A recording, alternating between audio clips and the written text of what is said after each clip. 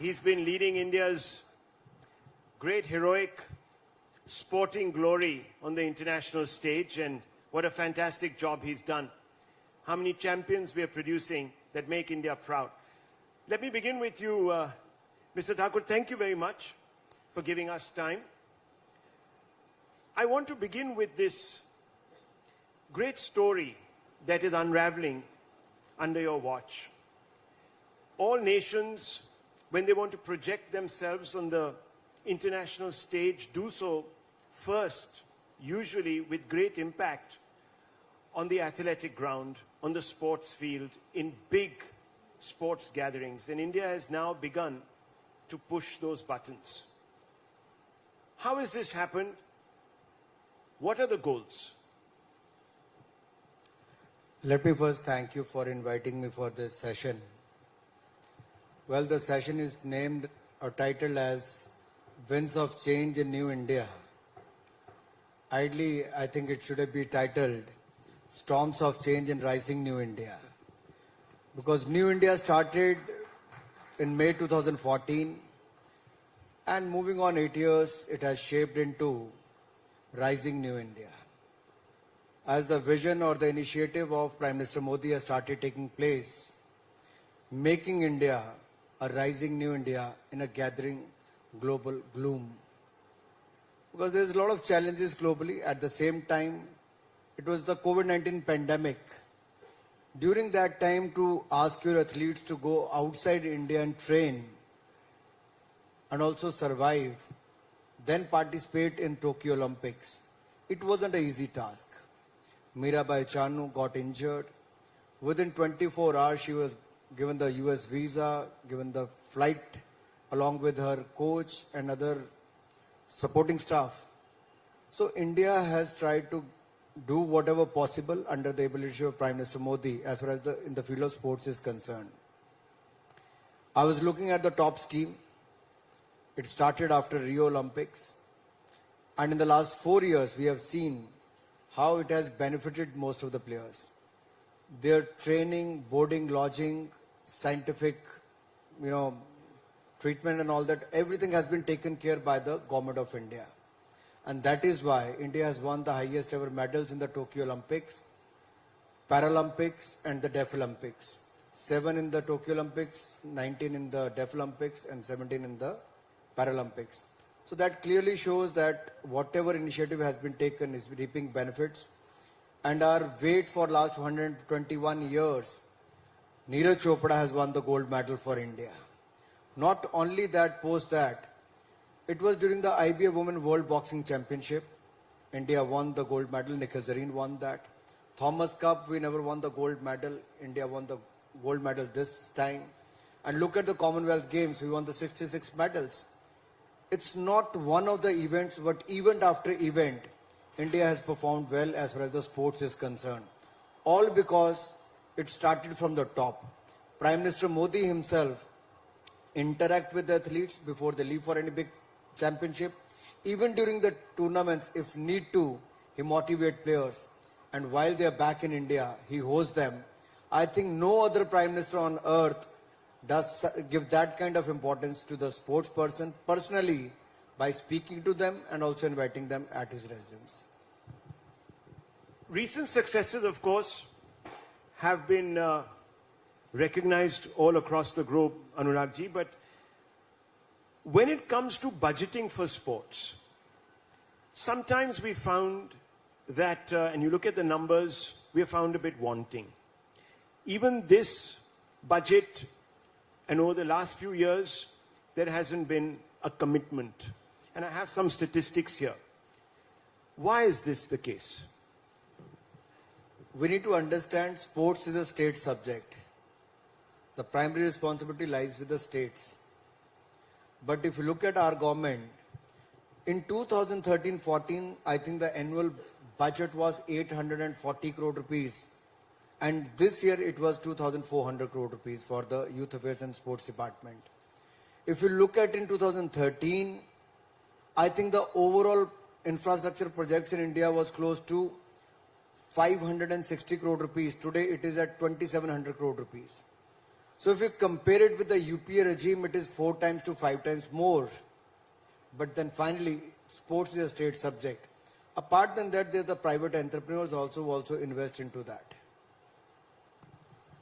Let's explore this, because while the sportsmen and of course the government has helped with their training, nutrition, etc., are bringing us great laurels on the international stage, our sports federations make news still for the very wrong reasons. Now, FIFA went ahead to ban the AIFF over election issues. That was later overturned, of course. But it just gives the impression that we're still stuck in an India that you have defined was not Naya India. An era much before 2014. We've had scandals in sports earlier as far as sporting bodies are concerned. Why is this a recurrent theme, and how does one move beyond this? You know, if you look at the International Olympic Committee, the Olympic Charter says that the sports bodies has to be autonomous. There shouldn't be any government interference. So we don't directly interfere into the day-to-day affairs of the sports bodies. They elect their office bearers, they elect their members, and they run on their own. We have a National Sports Development Code which they follow. And we have forced them to follow that. If you look at last 4 months, majority of the federations have followed the sports code, which never happened in the past. As far as FIFA banning or suspending the All India Football Federation is concerned, there's no role of the government. You know, the court appointed a committee of administrators who was supposed to hold the elections about 5 years back. They didn't do anything. That committee sat on the issue for good 4 years. When it took over as a minister, we approached the court that the election should be held at the earliest. It is the government of India who went to the court. So how can be onus on us? And it is the government of India who initiated with the FIFA to take all those measures which is required at the government level and at the federation level, so that the issue should be resolved. And I'm glad to say, in the minimum time, we have resolved the issue, and India has also hosted one of the most popular tournament, which is among the younger generation, is the Under-17 Women Football World Championship in Bhubaneswar, Goa and Mumbai. We did that. The suspension was revoked, new committee is elected, and they hosted the tournament. It is one of the most successful tournaments as far as FIFA is concerned. The problem begins, many people say, is with politicians who think that sporting federations are their personal fiefs, and they end up turning them into little mini political akhadas. Do you think the time has come now to liberate these sporting federations from administrators who also double up as professional politicians? मुझे लगता है राहुल जी, आपको इसको दूसरे नजरिए से देखना होगा. पहली बात तो, अगर एक पॉलिटिशियन या एक ब्यूरोक्रेट अगर पूरे देश के किसी भी डिपार्टमेंट को चला सकता तो खेल को भी चला सकता, उसमें कोई रुकावट नहीं होनी चाहिए. लेकिन क्या कोई कब्जा करके बैठा है? आपका मुझे लगता है ध्यान उस तरफ है. अब मान लीजिए all India football federation, Kalyan Choubey is a former football player. Now he is also elected representative MLA as well. So do you think he should be barred for contesting election? Roger Binney is heading the BCCI today. At one stage I was heading it. But when I took over the Himachal Pradesh Cricket Association president, I was not an elected representative in the year 2000.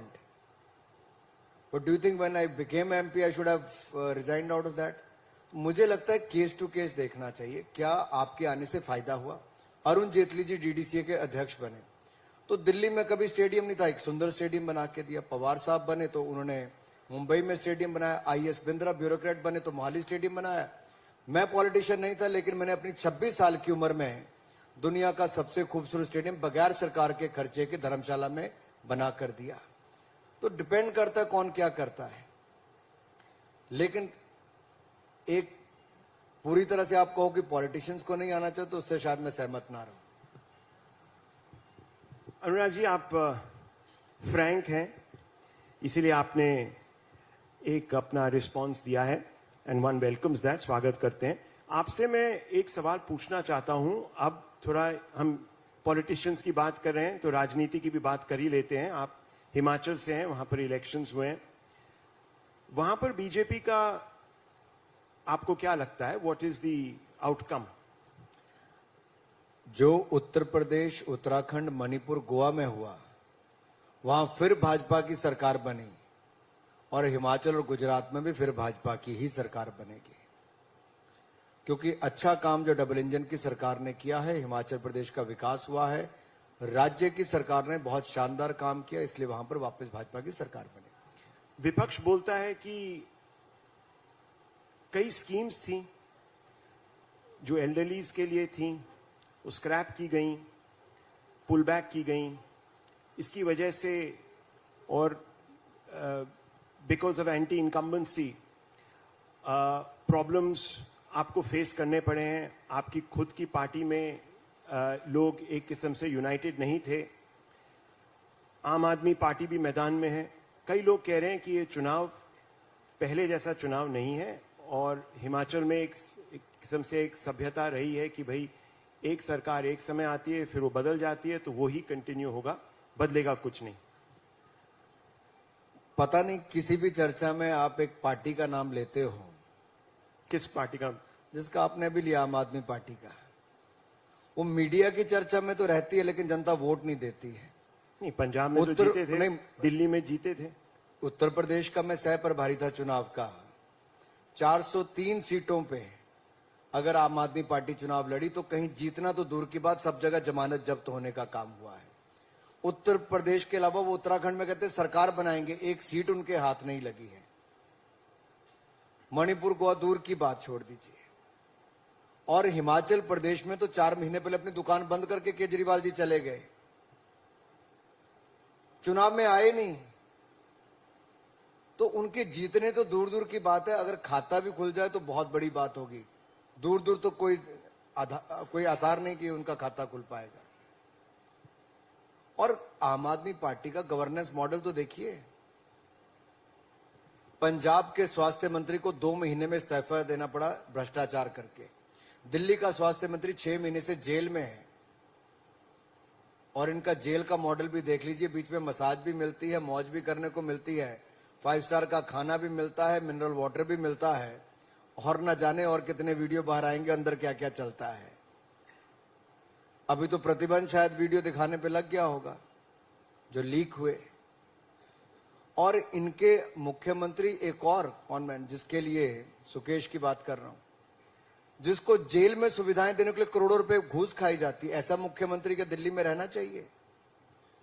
जो certificate अपने स्वास्थ्य मंत्री को देता है ईमानदारी का। इसके साथ साथ पंजाब में 3 महीने में 70 लोगों की हत्याएं होंगी, गैंग वॉर चल रही है। दिल्ली का शिक्षा मंत्री शराब घोटाले में मुख्य आरोपी नंबर 1 है। मोहल्ला क्लिनिक के अंदर और बाहर जानवर घूम रहे होते हैं, डॉक्टर तो दूर की बात है। आखिरकार इस मॉडल को गुजरात कहां से एक्ट करेगा, हिमाचल कहां से एक्ट करेगा? हिमाचल ने कोविड-19 पैंडेमिक के टाइम पे देश में पहला राज्य बना जिसने फर्स्ट वैक्सीन, सेकंड वैक्सीन सबसे पहले लगाने का काम किया। केंद्र ने आयुष्मान भारत योजना लाई तो हमने हिमकेयर साथ में चला के हर किसी को 5 लाख का इलाज मुफ्त में दिया। अगर केंद्र ने उज्ज्वला योजना से रसोई गैस का सिलेंडर दिया, हमने राज्य में मुख्यमंत्री गृहिणी योजना लाके हर महिला को रसोई गैस का सिलेंडर और चूल्हा भी साथ में दिया। सो कहीं लकड़ी का चूल्हा नहीं जलता, हर जगह गैस उपलब्ध करवाई है। हर घर को नल से जल देने का काम किया है। तो जहां एक और डेवलपमेंट के मॉडल हमारे पास हैं, और गुजरात का मॉडल तो आज देश अपनाता है, मगर हर सेक्टर में अपनाता है। दिल्ली मॉडल की बात करती है और वो पंजाब में उन्होंने उस पर अपना कैंपेन काफी फोकस किया था और उनको वहां पर नतीजे भी मिले हैं, आप जानते हैं।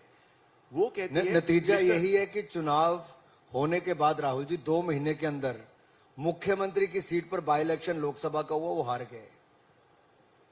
ये तो है नतीजा, जनता ने बता दिया 2 महीने में कितनी खुश थी। केजरीवाल जी कहते हैं कि फोकस बीजेपी का रहता है, आप मीडिया को दोषी ठहरा रहे हैं, बीजेपी का रहता है, बीजेपी टेप निकालता है, बीजेपी हमारे मंत्रियों पर ईडी एक किस्म से releases the ED on our ministers, focus उनका है, दोषी कोई और रहते हैं।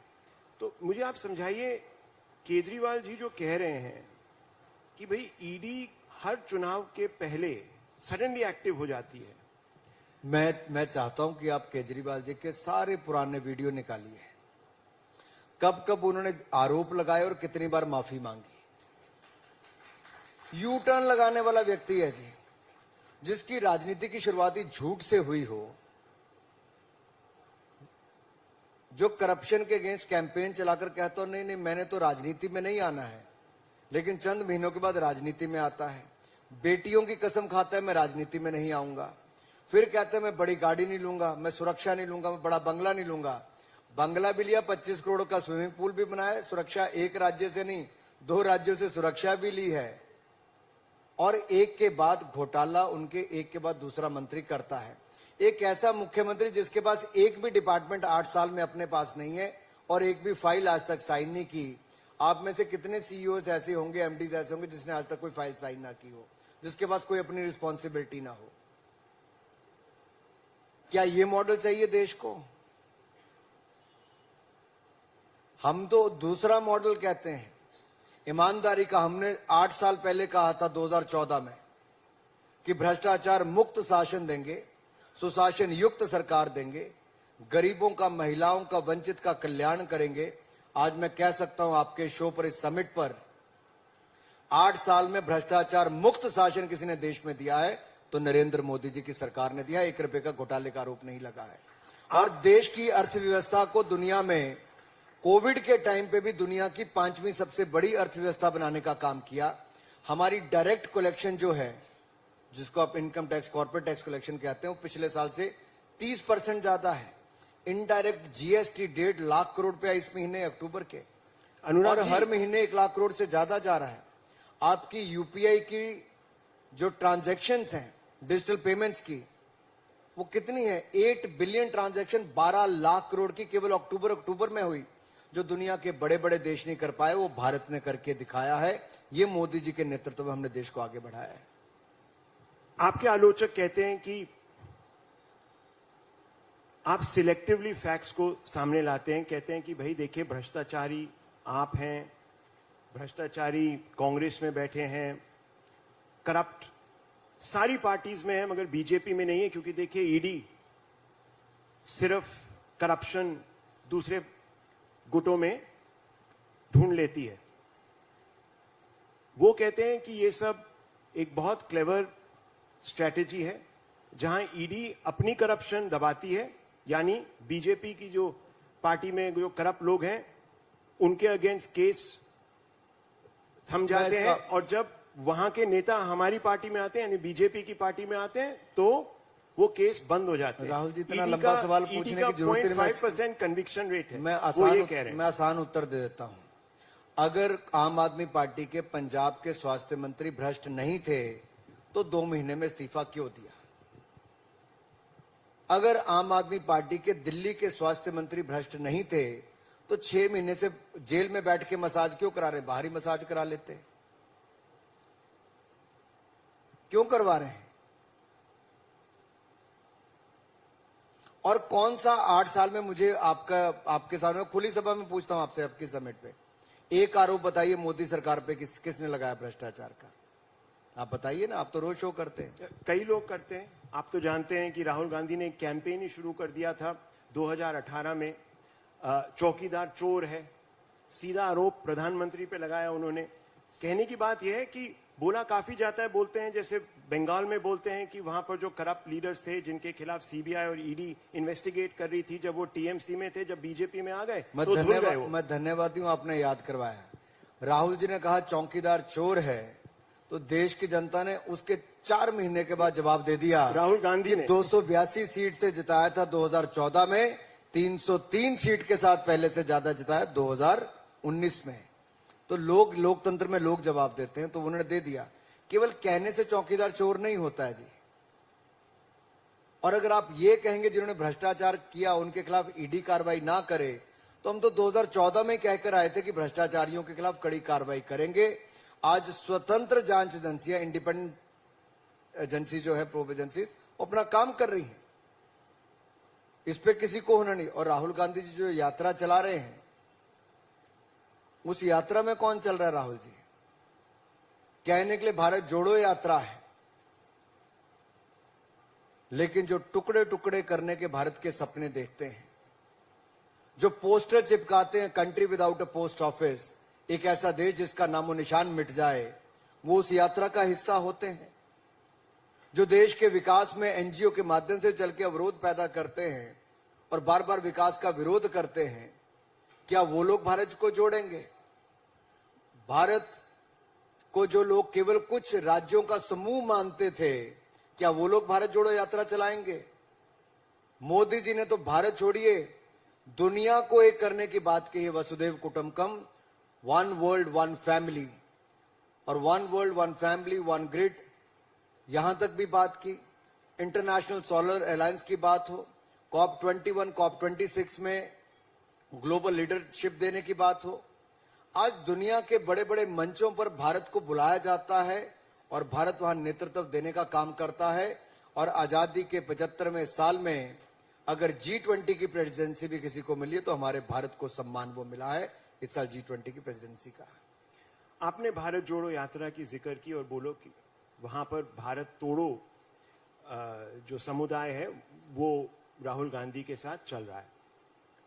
कई लोग ये भी कहते हैं कि भारतीय जनता पार्टी में ऐसे नेता हैं जो ऐसे बयान करते हैं, they make statements which are highly divisive, polarising, और कई एग्जांपल्स हैं। वो क्या कर रहे हैं? बयान देते हैं कि जो तोड़ने वाले उनको साथ में लेके चलते हैं? नहीं, बयान देते हैं। आप खुद ही जानते हैं कि कुछ महीने पहले एक भारतीय जनता पार्टी की प्रवक्ता थी, एक और शख्स थे, उनको पार्टी से बर्खास्त किया गया था, केसेस भी लगे हुए हैं। उससे पहले कोई और भी नेता हैं, नाम आप जानते हैं, दिल्ली के कोर्ट कई कार्रवाई नेता भी हैं। करता है, उसके ऊपर कोर्ट में केसेस भी चल रहे होंगे, बहुत सारे सब जुडिस भी होंगे, वहां पे कार्रवाई भी होती है। कई इलेक्शन कमीशन कार्रवाई करता है। लेकिन जो खुले में देश को टुकड़े टुकड़े करने के नारे लगाते हैं, बैनर लगाते हैं, पोस्टर चिपकाते हैं, सोच ऐसी रखते हैं, जिनके साथ आप कभी दूर तक का अपना संबंध नहीं बताते थे, आज अपनी पार्टी में शामिल करके भारत जोड़ो यात्रा पर निकल जाते हो। देखिए, कुछ लोगों के लिए लॉन्च पैड रहे अपने नेता को लॉन्च करने का या रीलॉन्च करने का। आज भारत में प्राइवेट एंटरप्रेन्योर को भी रॉकेट लॉन्च करना हो, सैटेलाइट लॉन्च करना, जो कल तक सोच नहीं सकते थे, आज भारत में वो भी संभव करवा कर दिखाया, तो मोदी सरकार ने करवाया है। जब से कुछ हफ्ते पहले इसी देश में, पहले स्पेस सेक्टर तो खुला नहीं था, अब खुला तो उसका फर्क देखने को मिलता है। डिफेंस मैन्युफैक्चरिंग खुली नहीं थी, तो उसमें आपको बदलाव दिखता है कि कैसे एयरक्राफ्ट भी बनते हैं और कैसे अब जो बाकी डिफेंस इक्विपमेंट है वो 300 से ज्यादा आइटम्स हिंदुस्तान में बन रही है। अब हम आयात पर निर्भर नहीं है, निर्यात करने की दिशा में भी आगे बढ़े हैं। आप कंट्री की इमेज की बात कर रहे हैं इंटरनेशनली। कई लोग कहते हैं कि हमारी इमेज पर धब्बे लगने शुरू हुए हैं। फ्रीडम इंडेक्स फॉर एग्जांपल, उस पे जो हमारा दर्जा है वो कम होते दिख रहा है। आपकी सरकार से जो प्राइम मिनिस्टर के इकोनॉमिक एडवाइजर हैं सान्याल साहब, उन्होंने एक आर्टिकल भी लिखा है कुछ दिन पहले, जहां पर उन्होंने मेथोडोलॉजी को चैलेंज किया, फ्रीडम हाउस मेथोडोलॉजी की।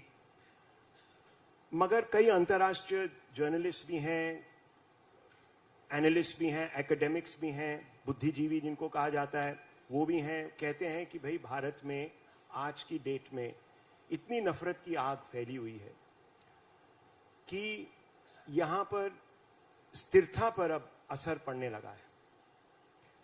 You are in the INB ministry, sir. Quite often, the job of communicating the government's position and fighting some of these fires that are lit internationally comes to you. How do you respond to this criticism? New York Times, Washington Post, several international magazines, the Time magazine, constantly talk about this image problem. Is it a challenge? Is it propaganda? Is it a concoction? If so, why? देखिए, दो पहलू हैं इसके। पहला तो ये आता है इसका कि मेथोडोलॉजी पर ही सवाल खड़ा होता है और उस संस्था पर भी प्रश्न चिन्ह खड़ा होता है कि उसकी फंडिंग कौन करता है, कौन लोग हैं, मेथोडोलॉजी क्या की गई। आपसे किसी ने आके पूछा इस पे कि नहीं पूछा? क्या टाइम्स ग्रुप से भी बात हुई, किसी और चैनल से पूछा गया? किनसे बात देश में करके गए? पहली बात तो वहां पे आके सवाल खड़ा होता है। दूसरी बात, हम तो इमरजेंसी के टाइम से, जब इंदिरा जी ने इमरजेंसी लगाई थी, अखबार छापना मुश्किल हो गया था, लेख लिखने मुश्किल हो गए थे, उस समय हमारे नेता जेल में रहे।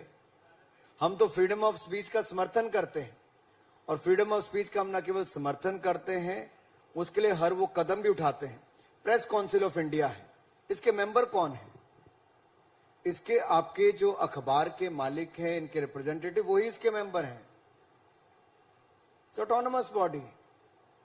इसी तरह से आपके चैनल्स के लिए कोई सरकार गवर्न नहीं करती है, autonomous body. Similarly on the digital media platform, तो उसके लिए क्या है? ये भी इंडिपेंडेंट संस्थाएं ही कर रही हैं, सरकार का तो हस्तक्षेप ही कहीं नहीं है। तो फिर इसके ऊपर प्रश्न चिन्ह कहां आता है? आप फ्रीडम ऑफ स्पीच की बात कर रहे थे अभी। मैं आपका अटेंशन एक दिल्ली हाई कोर्ट की टिप्पणी पे, I want you to pay attention to this observation. Pending further consideration, court directs respondents 5 to 9, which are media organizations, to ensure that all the broadcasts that are carried in respect to a case, it's a case involving the one that you just mentioned, the liquor scam, alleged liquor scam in Delhi, are in tune with any official press releases that may be issued either by the CBI or ED and comply with the directives which govern. Now, sir, source-based news is the lifeblood of journalism. If you didn't have source-based news, you wouldn't be able to do any stories. People who might be genuine whistleblowers may not be able to give you this information in public interest, which we would carry. Do you think, sir, that the INB ministry should impede itself in this matter and challenge the court on this observation? आपने विषय मेरे ध्यान में लाया है। सभी stake holder से बात करके जो भी उचित कार्रवाई करनी होगी करेंगे, लेकिन कुल मिलाकर यह है कि अगर लोकतंत्र का चौथा स्तंभ मीडिया को कहा जाता है, तो मीडिया की वो जिम्मेदारी बनती ही है। सोर्स बेस्ड इंफॉर्मेशन होगी, पुख्ता आपके पास जानकारी होगी, तो आप निश्चित तौर पर सवालिया निशान खड़ा भी करेंगे। और पहले भी करते रहे, कोई पहली बार तो हुआ नहीं है, पहले भी करते रहे। और उसमें मुझे लगता नहीं पहले किसी ने आपत्ति किया, कोर्ट ने अगर उसमें कुछ इंटरवीन किया है तो निश्चित तौर पर स्टेक होल्डर से बात करके आगे निर्णय करेंगे। Last two questions. According to the new guidelines, at least 30 minutes a day are to be given to telecast content on private channels pertaining to, quote, public service and national interest, unquote. क्या इसकी जरूरत है? Or secondly, should the government be telling private channels what kind of content they should be running? Corporate social responsibility के नाते as a nation और आपको एक media के नाते 30 मिनट आपको तय करना है कब कब आप चला सकते हैं। और अगर देश को कुछ इंफॉर्मेशन देने के लिए, जागरूकता करने के लिए आप करते हैं, स्वच्छता अभियान से लेके फिट इंडिया से लेके कुछ भी हो सकता है, नशा मुक्त भारत करने के लिए कुछ भी, आपके ऊपर निर्भर करता है कौन कौन से एरिया पे आपको करने हैं। तो 30 मिनट मुझे लगता नहीं कि बहुत ज्यादा समय होना चाहिए। Voluntary guidelines slightly different, but Anurag ji, let's और talk उसमें about सरकार films. नहीं कह रही कि ये चलाइए वो चलाइए, वो आपको ही तय करना है क्या चलाना है। So you think as part of corporate social responsibility it is okay, but many people say that we should not be dictating, government should not be dictating to channels what they should run, what time, how much duration, etc., etc. Are you, आप सहमत हैं उस criticism से, या आप सोचते हैं कि वो ज्यादा एक्सट्रीम है व्यू? देखिए, हम तो पहले ही जहां रेगुलेट करने की बात है कहीं नहीं कर रहे। आप तो सेल्फ रेगुलेशन पर हो, तो सरकार तो मीडिया को कहीं डिक्टेट करती ही नहीं है, चाहे प्रिंट, इलेक्ट्रॉनिक या डिजिटल मीडिया, तीनों में ही आप सेल्फ रेगुलेशन मोड पे हो, तीनों ही। जहां तक ये बात है, बहुत सारी ऐसी जानकारियां हैं, मान लीजिए कहीं पर आपात की स्थिति है तो वहां पर आपको जानकारी देनी, तो क्या मीडिया का दायित्व नहीं बनता कि आप उसकी जानकारी दे पाए? आपके उसके अंदर आएगा। कहीं स्वच्छता कैंपेन है, कहीं ड्रग्स को मुक्त करना है, फिट इंडिया से लेके कुछ और भी कैंपेन हो सकता है।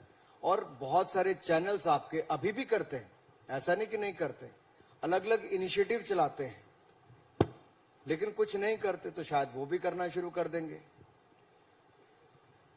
Talking about film festival which is going on as we speak, soft power is an important component of India's global outreach. What are your plans to make India, specifically with regards to the film industry, a viable economic entity globally?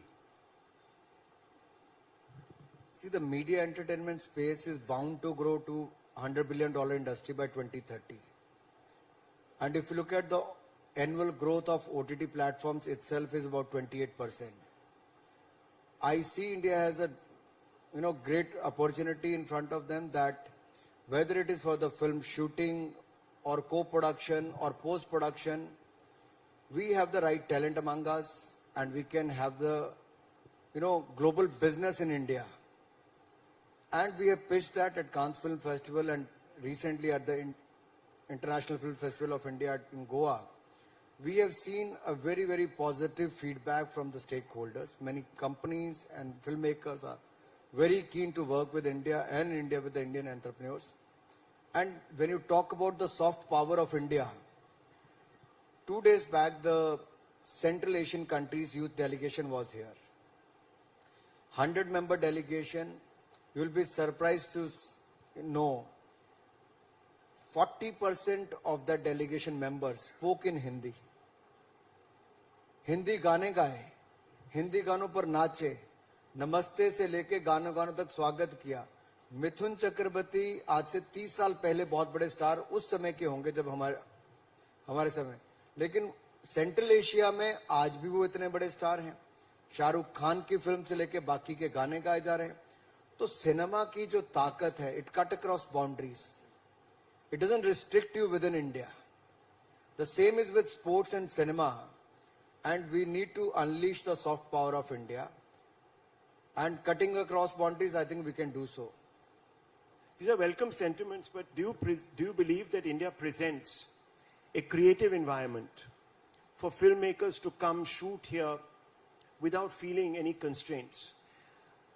Quite often we see certain groups imposing their will, for a lack of better word, on the creative expression of directors. They say कि भाई इस film में ये नुक्स है, ये इसको offend कर रहा है, ये फिलाने को is offending some group. And we see very often the state not standing up. Is this a problem, and is it going to dent India's image of being an open country to ideas? See, you are free to pick up any subject you want to shoot or make a film on. And it is the Central Board of Film Certification which is the final authority to give the certification.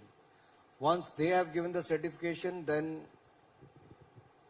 it's up to the cinema owners to show those movies. So Adipurush, if any like the fringe movie that elements came, or anyone who wants to intervene, then the filmmakers go to the court and they get the relief as well. So let's look at Adipurush. It was obviously passed by the censor board without any cuts, etc., etc., but a quarrelsome sort of debate erupted around the way its characters were looking. Do you think this is right? मैं से आपको ढेरों उदाहरण दे सकता हूं जहां film आने से पहले बहुत बड़ी कंट्रोवर्सी होती है, जब आप फिल्म देखते हो तो अंदर कुछ नहीं दिखता है। तो इसके पीछे भी क्या कारण है, क्यों इतनी कंट्रोवर्सी पहले होती है और बाद में कुछ नहीं निकलता है, तो ये भी थोड़ा गंभीरता से समझना पड़ेगा। और कई बार इतिहास को लेकर कौन किस नजरिए से देखता है, कैसे प्रस्तुत करता है, ये इस पे बहुत निर्भर करता है कि आप उसको कैसे इतिहास को देखते हो और उसको कैसे परोसते हो बनाकर। बहुत सारी फिल्में ऐसी हैं जिन्होंने पहले बहुत बड़ी कंट्रोवर्सी बगैर कोई एडिटिंग के जब उसको पर्दे पे दिखाया गया तो कुछ भी नहीं हुआ। तो मुझे लगता है सेंसर बोर्ड पे, आम भाषा में सेंसर बोर्ड बोलते हैं, लेकिन सीबीएफसी पे छोड़ देना चाहिए कि उनको जो निर्णय करना है वो सब पहलुओं को देख के निर्णय करते हैं। और हर रीजन में सीबीएफसी का अपना दफ्तर है, सेंट्रल ऑफिस है, सैकड़ों लोग उसमें काम करते हैं और भारत दुनिया का सबसे बड़ा फिल्म निर्माता है। सबसे ज्यादा फिल्में हमारे देश में बनती है। हमें तो इस ताकत को समझना होगा कि जो बात हम शायद न्यूज के जरिए नहीं पहुंचा पाते, जनरल एंटरटेनमेंट के माध्यम से दुनिया भर के देशों में अपनी कला संस्कृति, अपने इतिहास को हम दुनिया तक पहुंचाने का काम करते हैं। और जैसे कि अब कई लोग देखते होंगे कि सोमनाथ मंदिर या केदारनाथ मंदिर, लोगों को लगता होगा मंदिर बना है, लेकिन ये दिव्य और भव्य सोमनाथ मंदिर भी बना, दिव्य और भव्य केदारनाथ मंदिर भी बना, दिव्य और भव्य काशी विश्वनाथ धाम भी बनी, और इसी तरह से दिव्य और भव्य अयोध्या धाम भी बन रहा है। लेकिन ये केवल आस्था के केंद्र नहीं, ये अर्थव्यवस्था के केंद्र भी भविष्य के बन रहे हैं। जहां एक्स अमाउंट लोग आते थे, तो आज 7x 10x आते हैं। क्यों? क्योंकि वहां पे इंफ्रास्ट्रक्चर भी बना। हमने अपने गौरवशाली इतिहास को बचाने, संवारने और आगे बढ़ाने का काम भी किया। और यही नहीं, बुद्ध सर्किट से लेके हेमकुंड साहब तक रोपवे बनाने की बात हो, करतारपुर कॉरिडोर खोलने की बात हो, जो 75 साल में कोई नहीं कर पाया था, नरेंद्र मोदी जी के समय कम से कम इतना तो हुआ कि आजादी के अमृत महोत्सव भी हम मना रहे हैं और अपने गौरवशाली इतिहास पर गर्व भी कर रहे हैं और दुनिया को वहां पर लाने के लिए आकर्षित भी कर रहे हैं। Important message going out from the INB minister on the importance of leaving it to the certification board to determine the desirability of a narrative, etc. Thank you very much, Thank you, Anurag ji. Raj. Thank you very much.